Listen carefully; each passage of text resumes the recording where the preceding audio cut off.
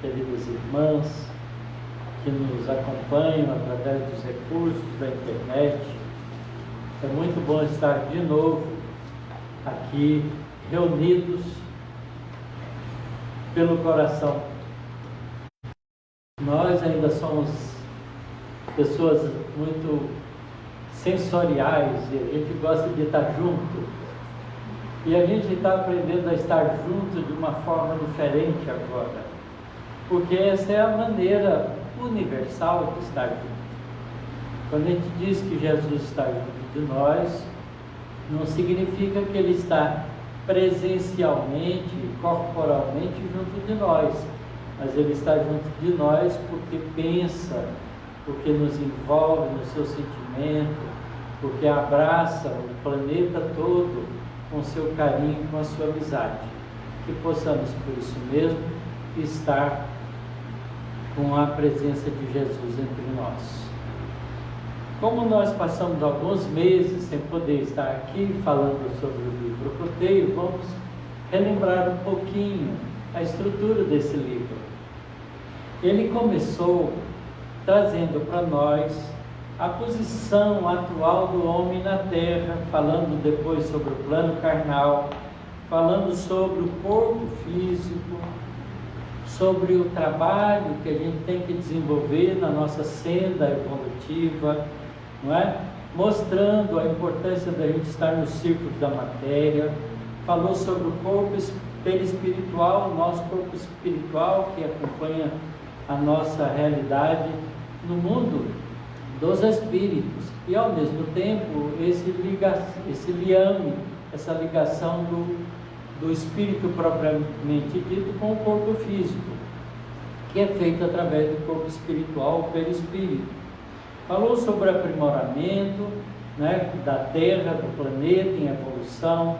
Aí especificou claramente as características do nosso planeta, falando da Terra como um grande educandário.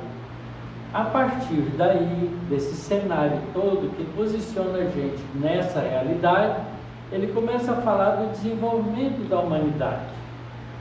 E ele então apresenta para nós o papel da religião e desenvolve esse tema da religião até chegar à mensagem cristã.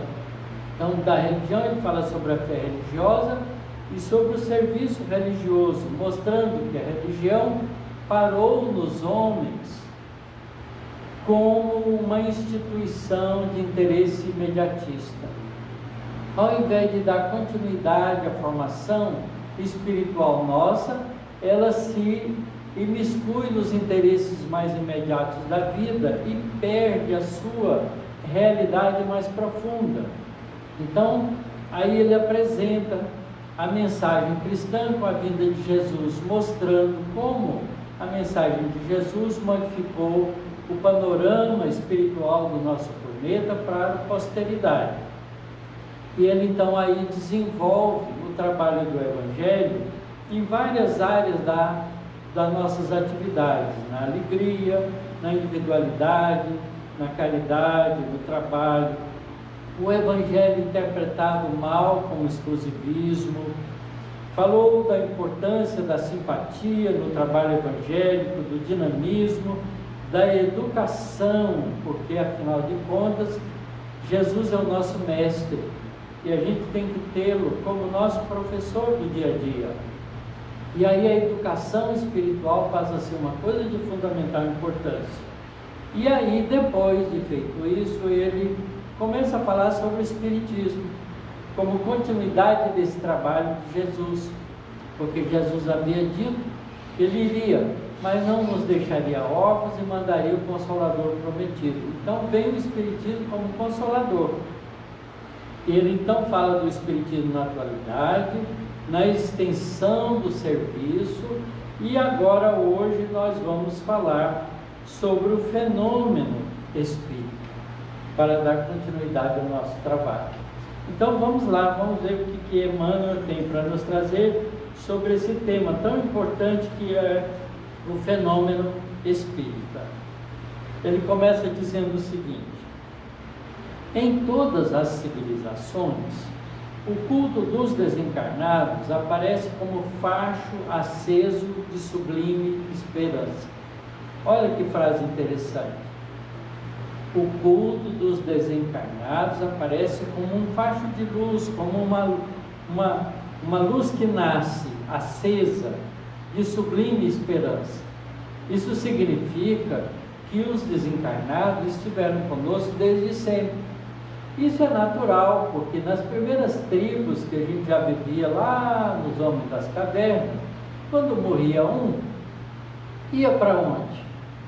O espírito ainda não tinha recursos para ter autonomia no mundo espiritual, porque ele nem sabia que ele era um espírito. Então ele ficava junto da tribo e se manifestava na tribo como se ele tivesse ainda encarnado. Era natural a participação dos antepassados, portanto, na vida cotidiana dos grupos que foram se formando até a civilização, quando surgiram as primeiras cidades. Então, Emmanuel vai aqui analisar exatamente essa participação do mundo espiritual em nossas vidas.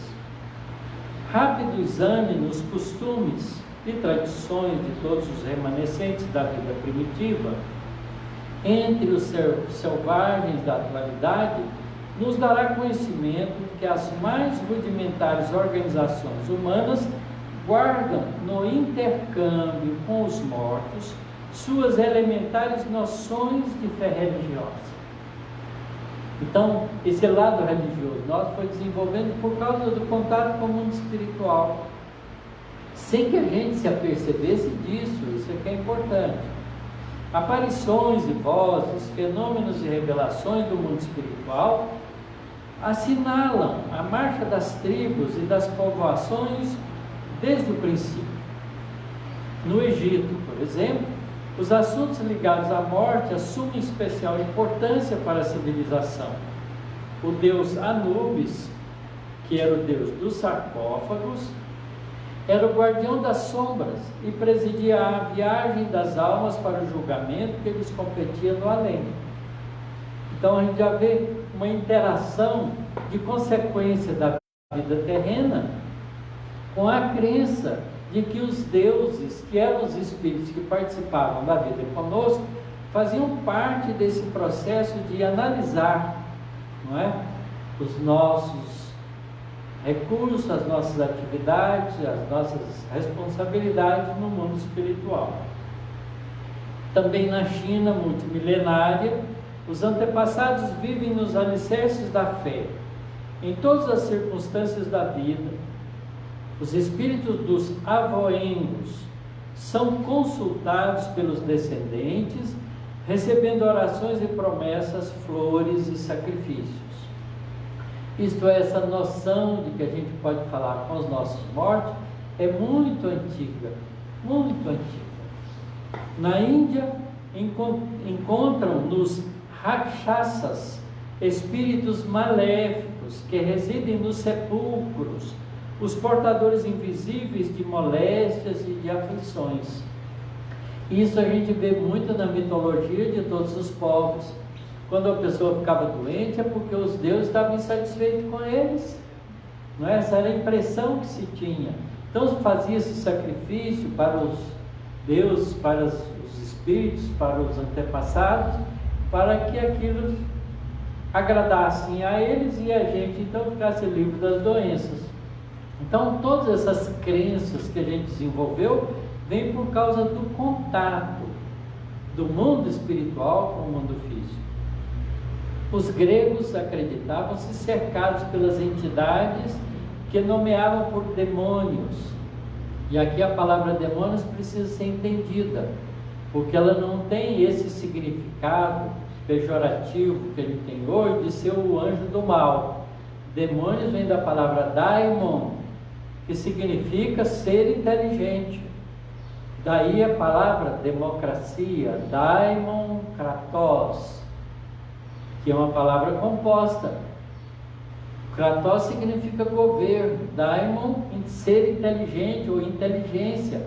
Daimon kratos é uma forma de governo inteligente. Mas a gente mudou esse significado e deixou o demo ser o demônio mesmo, porque a nossa democracia é bem do demônio ainda, infelizmente, não é? Com os nossos políticos que se corrompem fáceis, com os nossos administradores que se deixam levar pelos interesses mesquinhos, enfim, a palavra demônio, que tem originariamente um bom significado, passou a ter uma conotação infeliz. Então, repetindo, os gregos acreditavam-se cercados pelas entidades que nomeavam por demônios ou familiares intangíveis, as quais os inspiram na execução de tarefas habituais. Quando a gente lê sobre Sócrates, a gente vê claramente ele dizendo isso, que ele tinha um daimon amigo que o ajudava muito nas suas coisas. Em Roma, os espíritos amigos recebem o culto constante da intimidade doméstica, onde são interpretados como divindades menores, os deuses lares, os deuses das famílias. Para a antiga comunidade latina, as almas bem-intencionadas que haviam deixado na terra os traços da sabedoria e das virtudes eram os deuses lares, com recursos de auxiliar amplamente, enquanto que os fantasmas das criaturas perversas eram conhecidos habitualmente por larvas, cuja aproximação causava dissabores e enfermidades.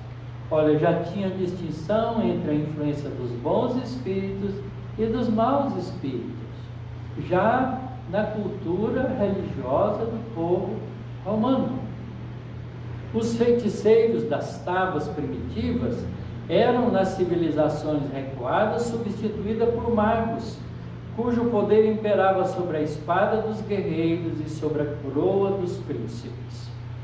E ainda em todos os acontecimentos religiosos que precederam a vinda do Cristo, a manifestação dos desencarnados ou o fenômeno espírita comparece por vívido clarão da verdade, orientando os sucessos e guiando as supremas realizações do esforço coletivo. Então não foi a doutrina espírita que inventou isso, não é? Ela já faz parte da estrutura da nossa sociedade desde os inícios da civilização.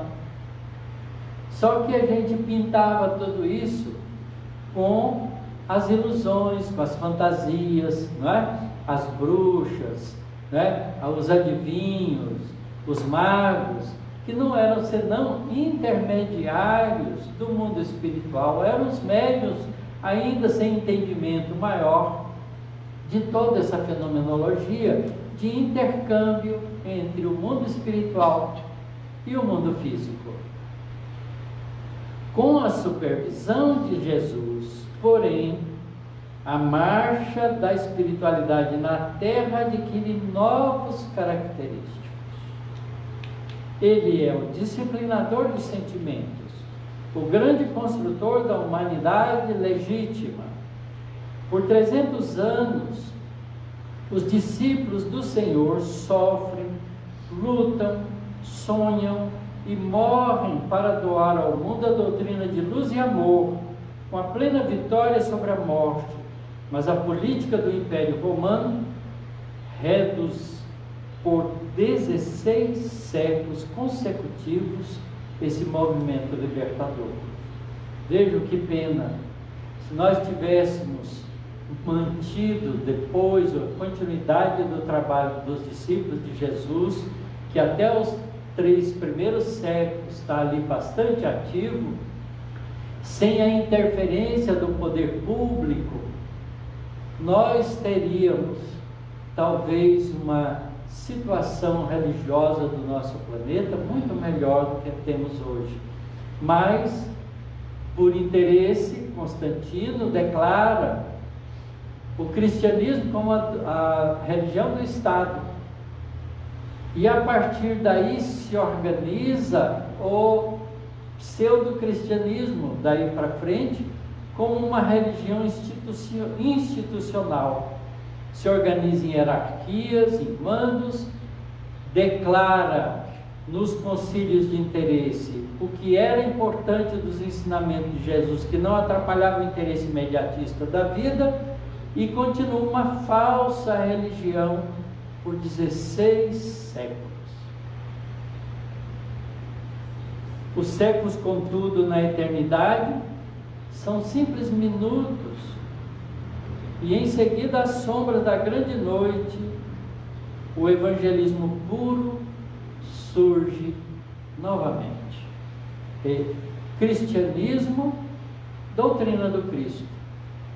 Espiritismo, doutrina dos espíritos, mas dos espíritos superiores. Volta a influência do Mestre sobre a imensa coletividade humana, constituída por mentes de infinita gradação. O mundo espiritual, então, se revela de forma definitiva para o nosso planeta.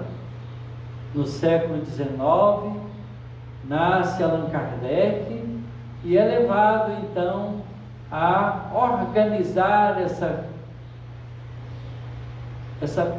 essa comunicação continuada do mundo do espiritual com o mundo físico, e extrai dessas comunicações toda a estrutura de conhecimento da realidade espiritual, codificando as obras da doutrina espírita. O Livro dos Espíritos, o Livro dos Médiuns, o Evangelho segundo o Espiritismo, não é? O livro, me falhou a memória agora. A Gênesis, mas antes da Gênesis tem o céu e o inferno, que vem explicar toda essa estrutura religiosa instituída nesses 16 séculos, que foi utilizada para atemorizar as criaturas e criar um verdadeiro pavor nas pessoas de terem medo de irem para o inferno. E a igreja utiliza esses recursos como recurso de dominação. Kardec escreve um livro belíssimo falando sobre isso, que é o céu e o inferno. E depois a Gênese. Esses 5 livros representam a estrutura da doutrina espírita. São 5 pilares que mantêm em sustentação o edifício do conhecimento do mundo espiritual entre nós. Então volta a influência do Mestre sobre a imensa coletividade humana, constituída por mentes de infinita gradação, porque estão relacionados conosco não só os espíritos mais atrasados, mas todos os espíritos em diferentes níveis de formação. E a gente não pode entender o mundo espiritual como um processo natural da vida nossa. Quando a gente está no corpo físico, a gente veio de lá.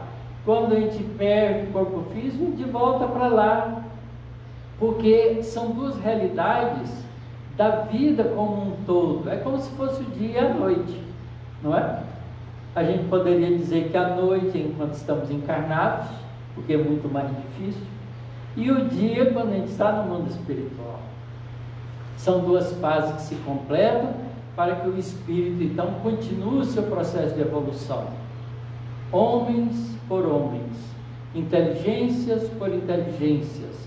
Incorreríamos talvez no perigo de comprometermos o progresso do mundo isolados em nosso ponto de vista e em nossas concepções deficitárias, mas, regido pela infinita sabedoria, rumaremos para a perfeição espiritual a fim de que um dia, despojados em definitivo das escamas educativas da carne, possamos compreender a excelsa palavra do celeste, da celeste advertência: vós sois deuses. Olha que lição linda, mostrando para nós que o fenômeno espírita, isto é, o fenômeno de interação do mundo espiritual com o mundo físico, é tão velho quanto a própria existência do homem.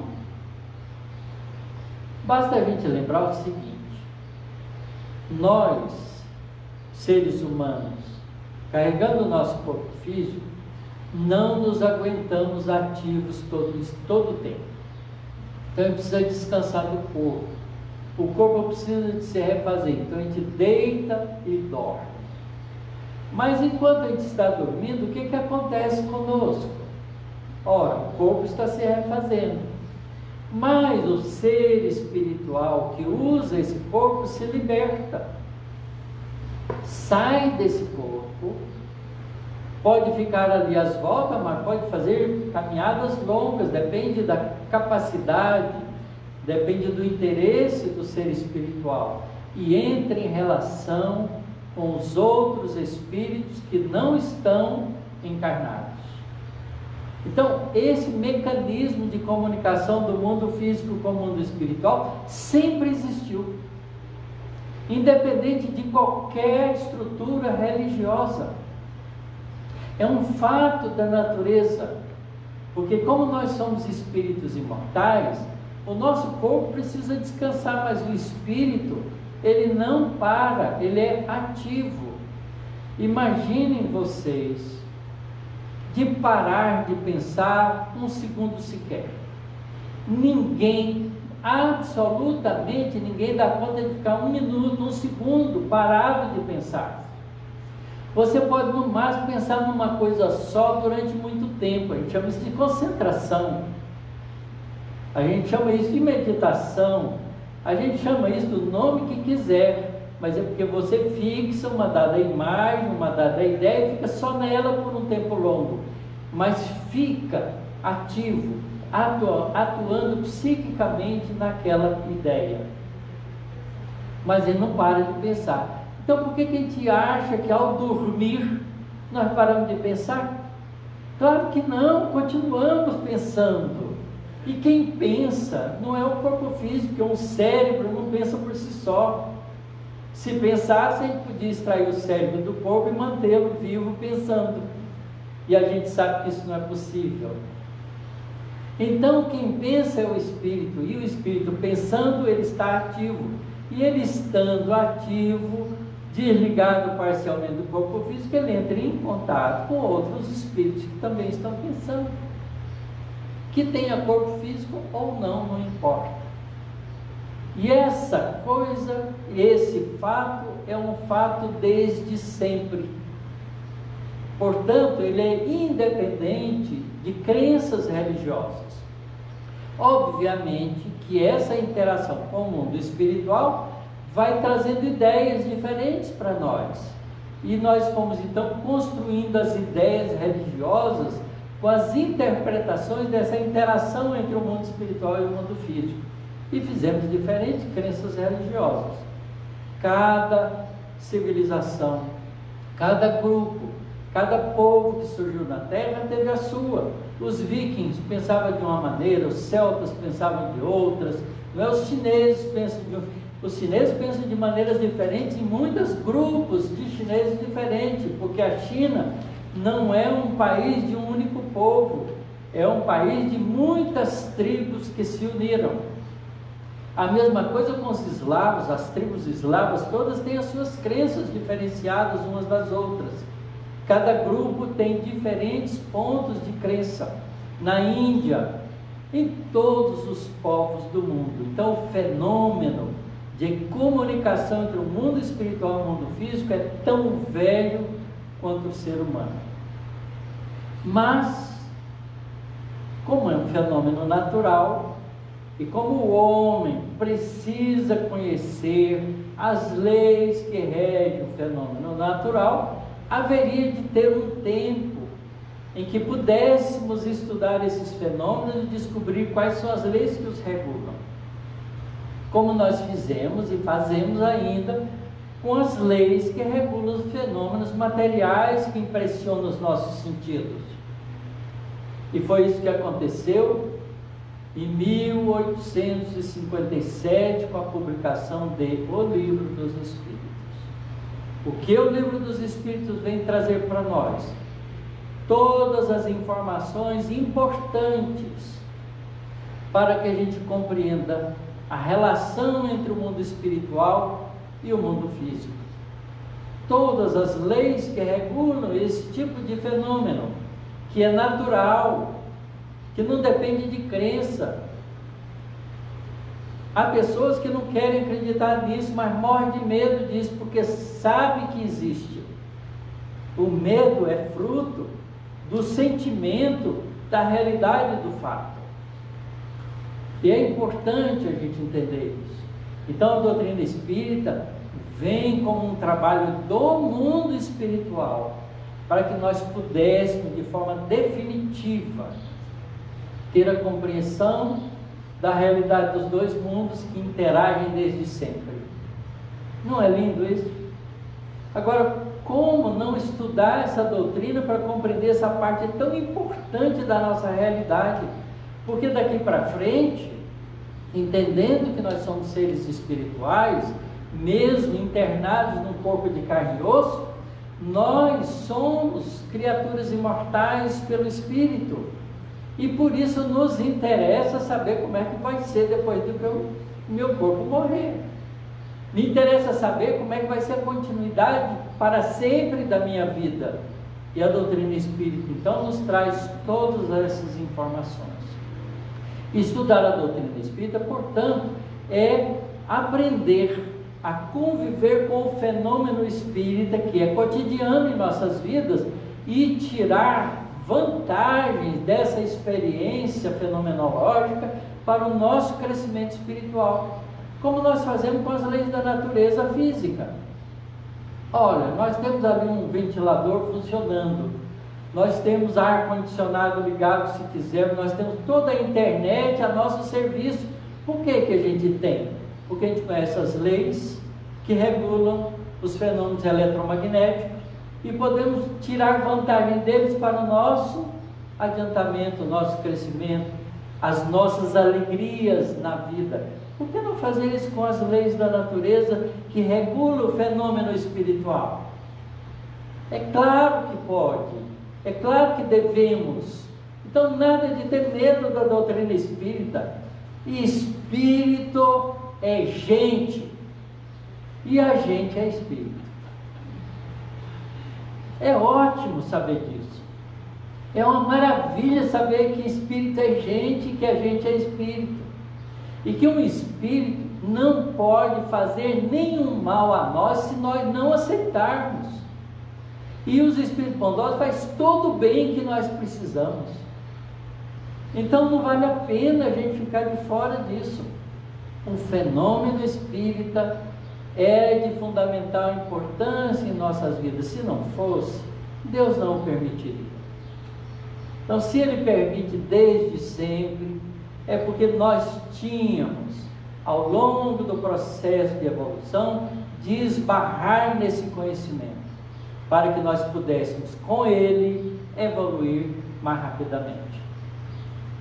Eu quero ser um espírito angelical, e vou ser um dia. Não importa quanto tempo que eu vou gastar para isso, porque eu sou imortal. Qual é o problema? É diferente de ser homem. Às vezes a criança, não é? Na fase infantil, gostaria de ser um engenheiro quando crescesse, mas ela pode morrer antes e não ser o engenheiro que ela gostaria de ser. Mas o espírito não morre jamais, ele é imortal. Fantástico isso. Então eu vou ser um espírito angelical, com certeza, um dia.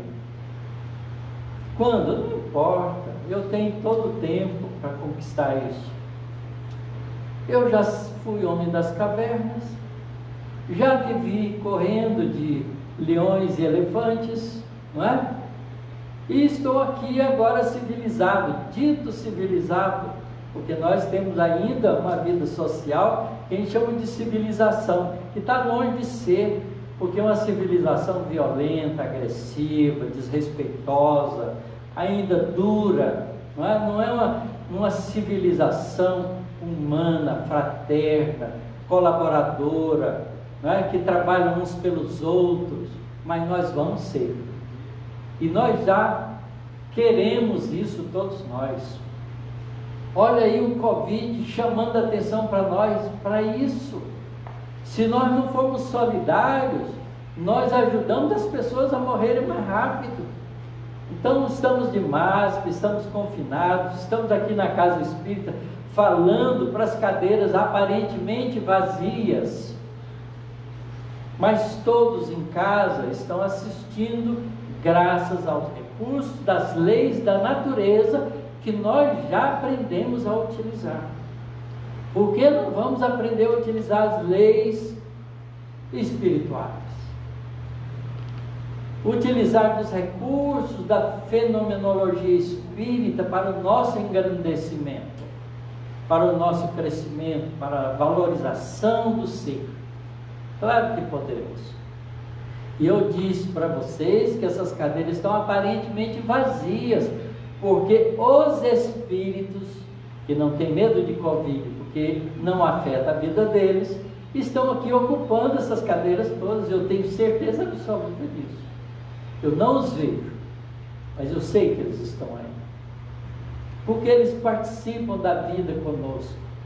E vejam só, Emmanuel disse nesse mesmo livro roteiro, lá na lição número 9, se vocês voltarem lá, vão lembrar isso, que a Terra é uma casa, uma das moradas da casa de meu Pai, que Jesus bem disse, que abriga pouco mais de 20 bilhões de espíritos que vivem aqui. Ora, nós somos 7,5 bilhão de pessoas encarnadas. E os outros, onde estão? Aqui ocupando as nossas cadeiras, sem nenhum problema. E é muito bom saber disso, saber do fenômeno espírita. Eu tenho certeza que não estou falando sozinho, tem alguém bondoso me ajudando aqui, porque as ideias vão fluindo fácil, porque ele está aqui colaborando comigo, me auxiliando nessa tarefa. Nós nunca estamos sozinhos quando estamos fazendo o trabalho no bem. E querem saber? Nós nunca estamos sozinhos quando estamos fazendo uma maldade. Porque espíritos da mesma laia, da mesma marca, do mesmo nível de entendimento ainda frágil, nos ajudam nas nossas atividades agressivas e violentas também. Então é importante que a gente aprenda do fenômeno espírita que a seleção das companhias espirituais que a gente faz pelos valores íntimos que carregamos conosco. Se queremos ser bons e nos esforçamos para isso, ganhamos a companhia dos espíritos bondosos que nos ajudam nisso. Mas se somos interesseiros, se somos pessoas que só queremos tirar vantagem da vida material, não importa se a gente está prejudicando outros, então a gente arranja companheiros assim. E quando a gente desencarna, a gente vai encontrar com os companheiros que a gente tem. A escolha é nossa. Conhecer o fenômeno espírita é de fundamental importância para a nossa vida, porque nós escolhemos os nossos amigos espirituais, as nossas companhias espirituais. Temos feito isso ao longo das milhares de encarnações que já temos tido, e vamos continuar fazendo isso sempre, porque vocês já viram alguém sozinho? Ninguém está sozinho. Quando a gente pensa uma coisa, tem aí pelo menos 1 milhão de pessoas pensando a mesma coisa. Eu às vezes fico pensando assim, morar na cidade grande, como uma cidade como São Paulo, você pensa, hoje eu vou ao cinema. Quantas pessoas estão pensando a mesma coisa quando você faz esse pensamento? Você vai no cinema, chega lá um pouquinho atrasado, já está cheio, muito mais gente do que você imaginava. Você perde a vez até, se você atrasa. Então é assim que é, quando a gente está pensando uma coisa, tem muita gente pensando coisa semelhante, muito parecido com o nosso próprio pensamento. Então a gente se une nisso, faz uma faixa de com a mesma interesse, com a mesma frequência, com o mesmo valor moral, com o mesmo propósito. Então, se a gente pensa no bem, a gente se liga ao bem. Se a gente pensa nos valores positivos da vida, a gente se une aos espíritos que pensam positivamente com a vida. A escolha é nossa, é um problema de sintonia, é onde a gente põe a cabeça. Por isso Jesus disse: onde está o seu tesouro, aí está o seu coração. Olha que frase de Jesus de profundidade. Onde está o seu tesouro? Porque aquilo que você quer, que você gosta, é ali que você põe a sua alma, ali que você põe o seu ser. Então ali que está o seu sentimento, o seu coração. E ele dizia mais: a boca fala do que está cheio o coração, porque ela é instrumento do espírito que sente, que pensa, que quer, que age. Então nós somos assim, nós somos seres espirituais, temos sido seres espirituais desde sempre, temos interagido com o mundo espiritual desde sempre, mas agora nós temos recursos para conhecer essa interação com profundidade, com conhecimento, com as leis que regem esse mecanismo. Aonde a gente encontra isso? Na doutrina espírita, só na doutrina espírita, infelizmente, porque seria muito bom que todas as religiões ensinassem isso, aí sim seria maravilhoso, mas infelizmente, por causa da dureza de nossos corações, transformamos as nossas religiões em modos práticos de vida, com jogo de interesse da vida material, que é transitória, não com o interesse da vida espiritual. E fizemos das religiões joguete das instituições humanas. Há religiões que não fazem qualquer atividade sem pedir recursos materiais. Ajude a Deus, que Deus te ajude. Ainda põe Deus como se Deus precisasse de recurso material. Tudo é dele? Ele precisa de quê? Ele constrói e destrói mundos e planetas e galáxias e estrelas. Qual é? Que negócio é esse? Nós não temos que negociar com os valores espirituais da vida. Nós temos sim que colocar os nossos melhores valores a serviço do amor universal, que é a representação divina do nosso Criador. Então, essa lição é uma lição muito apropriada, porque ela vem exatamente mostrar para nós que, primeiro, não foi a doutrina espírita que inventou o fenômeno espírita.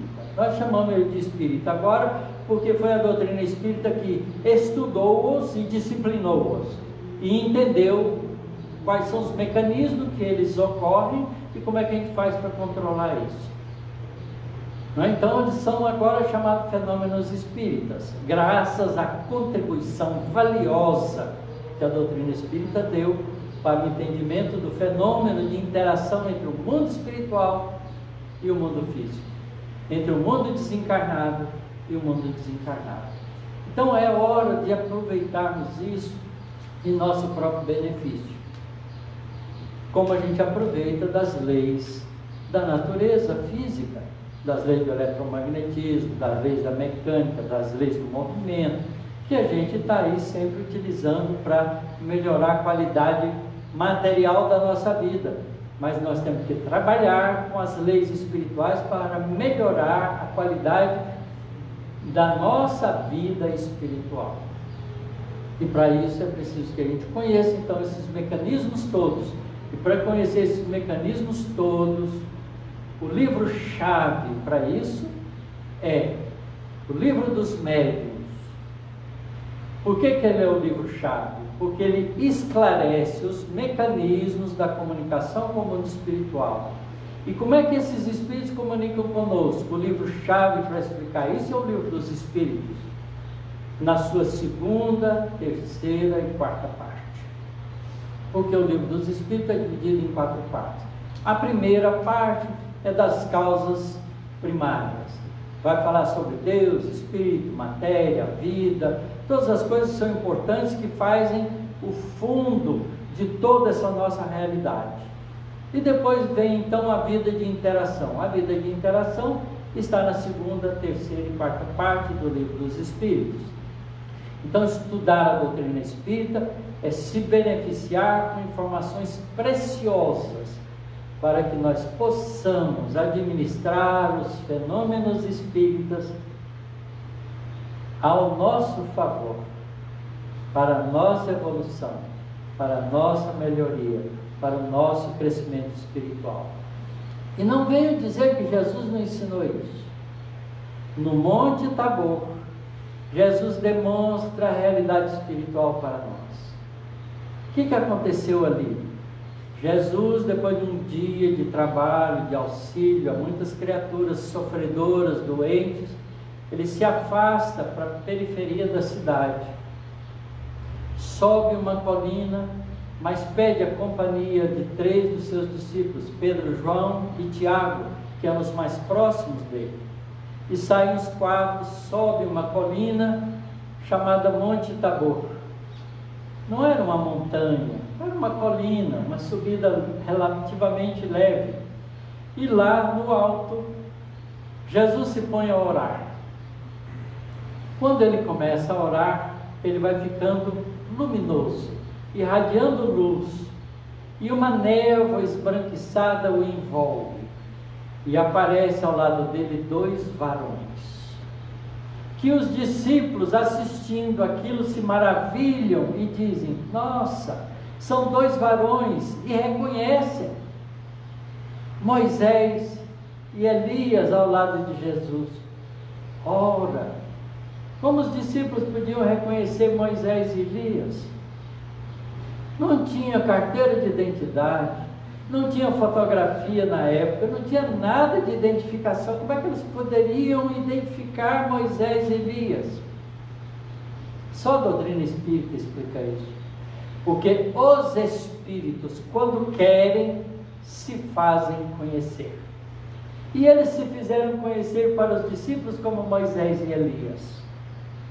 Porque Moisés viveu 1.300 anos antes de Jesus, e Elias 9 séculos, 900 anos antes de Jesus.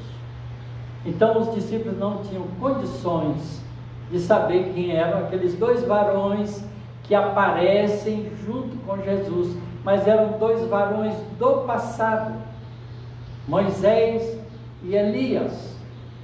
Então Jesus ali demonstra que a vida continua e que o fenômeno espírita se dá sempre. Porque esse é um fenômeno espírita de aparição ou de materialização, como quiserem. E só a doutrina espírita é capaz de explicar isso. Não é milagre, não é mágica, porque está nas leis da natureza. Só que como era desconhecida essas leis para nós, a gente acha que é uma coisa espetacular. E toda coisa espetacular que a gente não sabe explicar, a gente chama de milagre. Mas não tem milagre nenhum nisso, é um fato corriqueiro. Porque isso continua se dando. Todos os santos das igrejas que apareceram, que foram santificados, Maria de Nazaré, Maria de Fátima, não é? Lá tem tantos exemplos, né? Que a própria igreja nos oferece, são só aparição de espíritos que se fazem presente na nossa vida, do mesmo jeito que Moisés e Elias no Monte Tabor junto com Jesus. Mas Jesus faz mais do que isso. No Pentecoste, faz todos aqueles que estavam ali reunidos ficarem mediunizados pelos Espíritos do Senhor. Está dito lá no Novo Testamento. São os Espíritos se comunicando, utilizando os recursos da mediunidade. Jesus disse: derramarei de meu Espírito sobre toda a carne, e os velhos sonharão, os jovens profetizarão, né? E as pessoas verão as coisas do mundo espiritual.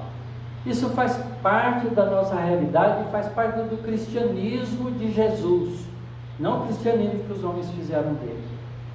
Porque há muitas correntes cristãs que negam esses fatos e põem, para não ficar em situação difícil, porque está narrado nos evangelistas, põem como fatos milagrosos. Porque milagre você não precisa entender. Ou aceita ou não aceita. Né? Como eu sou um homem de ciência, né? Eu não tenho esse negócio de aceita ou não aceita, não. Se eu não entender, eu não aceito. Eu vou atrás do entendimento. E aí a doutrina espírita nos oferece os recursos do entendimento. Que possamos aproveitar todos esses ensinamentos e transformá-los em nossa conduta interior como recursos de crescimento espiritual. Muito obrigado pela atenção de vocês.